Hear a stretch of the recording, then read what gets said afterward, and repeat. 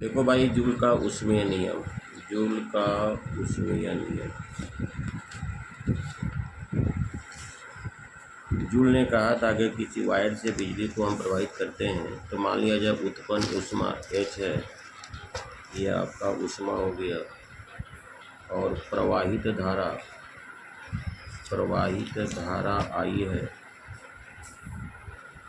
और समय T है। तो उसने कहा था उत्पन्न जो ऊष्मा होगा धारा के स्क्वायर के, धारा जितना क्वांटिटी प्रवाहित कर रहा है उसके स्क्वायर के समानुपाती होगा।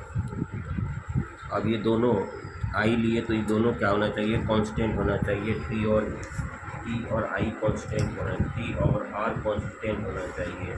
मान लिया जाए प्रतिरोध आपका आर है, ये लिए आई लिए तो आर और टी कांस्टेंट होना चाहिए। और generate heat is the direct proportion to the R, क्योंकि हीट बढ़ेगा तो आर बढ़ेगा, हीट घटेगा तो आर घटेगा।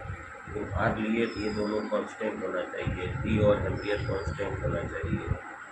एच टी समय के समानुपाती होता है, बल्कि ये आई और आर कांस्टेंट होना चाहिए। तीनों को जब हम एडजस्ट करेंगे फर्स्ट सेकंड थर्ड से, तो एच स्क्वायर बराबर आई स्क्वायर आर टी, एच बराबर आई स्क्वायर आर टी।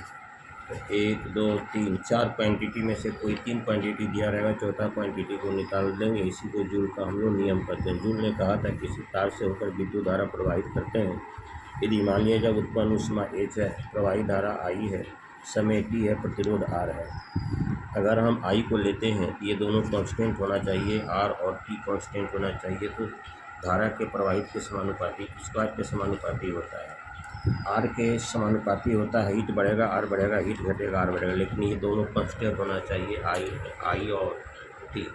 अगर टी को लेते हैं तो आई और आर कांस्टेंट होना चाहिए। तीनों को एडजस्ट करने के लिए प्राप्त हुआ। तो डियर स्टूडेंट्स, इस वीडियो को लाइक से सब्सक्राइब करेंगे। Thank you very much.